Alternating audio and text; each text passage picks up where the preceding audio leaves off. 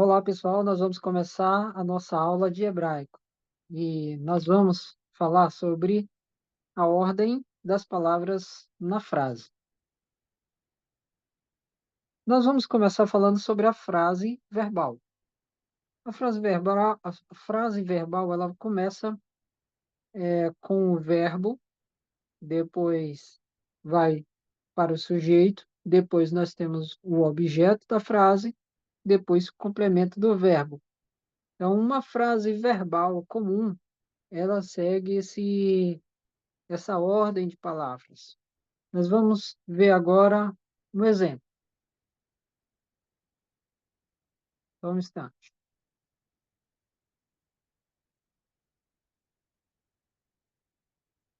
Na tela, eu tenho o texto de Gênesis 1:4, que diz: Vayarer Elohim et Haor Kitov, Vayare Elohim et Haor Kitov.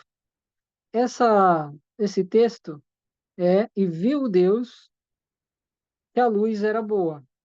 Esse texto mostra esta ordem de forma bem clara. Por exemplo, aqui nós temos, inicialmente,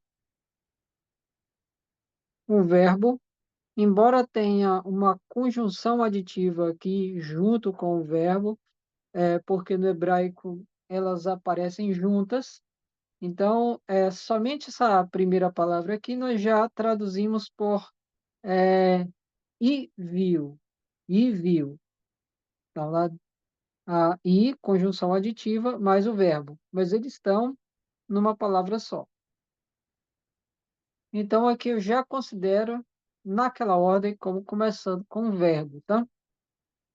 Depois do verbo, nós temos o sujeito, que é Elohim. Elohim, que é essa segunda palavra, e Elohim é traduzido por Deus. Então, a tradução dessas duas primeiras palavras aqui, lembrando que a gente lê da direita para a esquerda, é e viu Deus. Então, e viu, quem viu? Deus. Deus é o sujeito. Nós vamos ver aqui depois uma partícula, et. Essa partícula, ela não é traduzida. Ela está aqui mesmo para indicar o objeto da frase. E o objeto da frase segue logo à frente.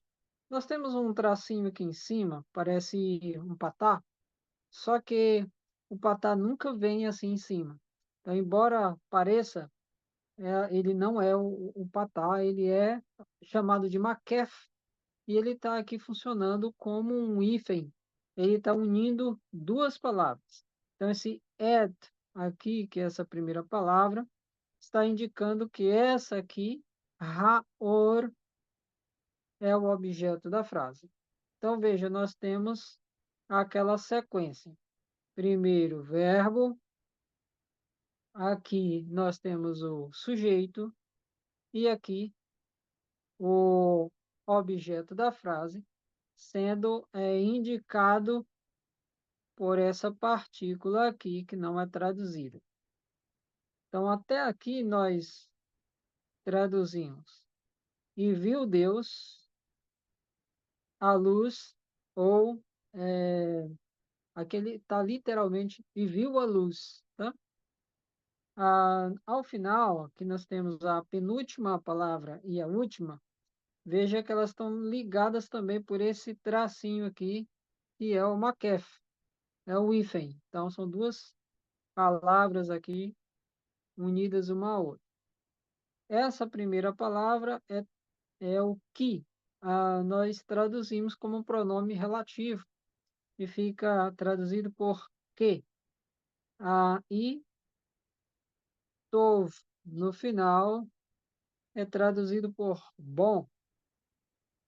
E ah, essa, essas duas palavras aqui nós podemos pronunciar assim, kitov. E uma tradução mais literal seria como se fosse que bom, né? E aí nós vamos ver a nossa tradução em português, que traz e viu Deus que a luz era boa. Esse verbo ser não aparece aqui, o verbo ser no imperfeito, né? Traduzido por era, então não vem. Aqui nós vamos ver que esse verbo foi colocado na tradução para que tenha um sentido completo na hora de entendermos o que a frase está dizendo.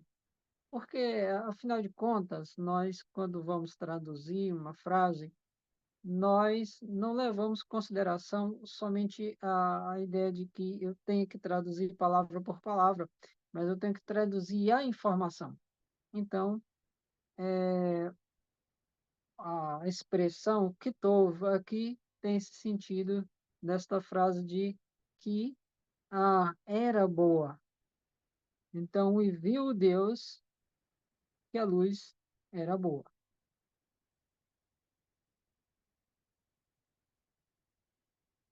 Agora, quero mostrar um exemplo de que nem sempre esta ordem vai acontecer de verbo, sujeito, objeto e complemento do verbo. Às vezes, o autor, o escritor, ele vai trazer algumas palavras que estão na frase, seja um objeto, seja o complemento do verbo, e trazer para frente. E a intenção do autor em fazer essa mudança é enfática, mas é importante. Eu só reconheço essa mudança quando eu tenho a noção de como é o padrão. Então, o padrão é começar com o verbo, mas quando o autor muda esse padrão, ou seja, coloca alguma palavra antes do verbo, eu vou ter ali uma ênfase. Um ótimo exemplo é o versículo 1 do capítulo 1 de Gênesis. Por quê? Ele diz assim, primeiro aqui, Bereshit, bara, Elohim, et hashamayim, ve'et haaretz. Então, essa frase aqui, nós vamos ter no princípio, está exatamente como nós já conhecemos no português, né? No princípio, Bereshit, Barai criou, Elohim, Deus, et não é traduzido, é aquela partícula, né, que indica o objeto na frase, Hashamayim, é os céus, Veet e nós temos um novo et aqui, que é uma partícula, não é traduzido, Haaretz, que é a terra. Então, veja, que diz, no princípio, criou Deus os céus e a terra. A palavra no princípio veio antes do verbo que está aqui, o verbo bará. E por isso, esse verbo, ele passa a não ser a primeira palavra da frase. Sendo assim, a palavra Bereshit aqui é enfático. O autor quis colocar mais evidência sobre essa palavra. É como se ele dissesse: olha, observe bem, é no princípio. E veja bem, nós temos o padrão que indica, a, é indicado pelo verbo no início, e todas as palavras que forem colocadas antes desse verbo indicam uma ênfase. Então, nós podemos também, assim, ver quais as frases são enfáticas e quais aquelas são comuns, e assim também, ao observar as partes que estão com ênfases, nós vamos ver há uma intenção do autor em enfatizar aquela palavra e assim nos ajuda a encontrar depois a ideia central daquele texto.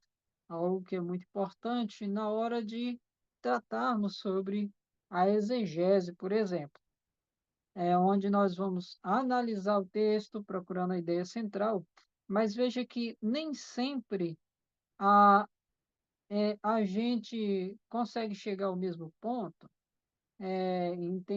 chegar na mesma ênfase, entender a ênfase correta do texto, somente pela tradução em português, porque aqui a lógica é diferente. Então, a, embora a maioria das nossas traduções em português siga essa mesma ordem que a gente está vendo aqui, mas falta o entendimento de que esse tipo de organização das palavras dentro da frase lança ênfase sobre a primeira palavra. O autor ele poderia pegar qualquer outra palavra da frase e colocar antes do verbo para enfatizar. Essa não é a única forma de lançar ênfase sobre o texto, que é só uma das formas. É só um dos indicadores de ênfase. Existem outras formas de fazer isso. Mas, no momento, a forma que nós vamos estudar, observar, é essa, nós veremos mais depois, mas essa é a forma que nós observamos dentro da ordem das palavras. Então, existem outras formas de enfatizar, levando em consideração o uso da classe gramatical, forma de repetições e outras ainda que nós podemos ver aqui depois. Então, espero que vocês tenham entendido essa primeira parte e estudem e revisem.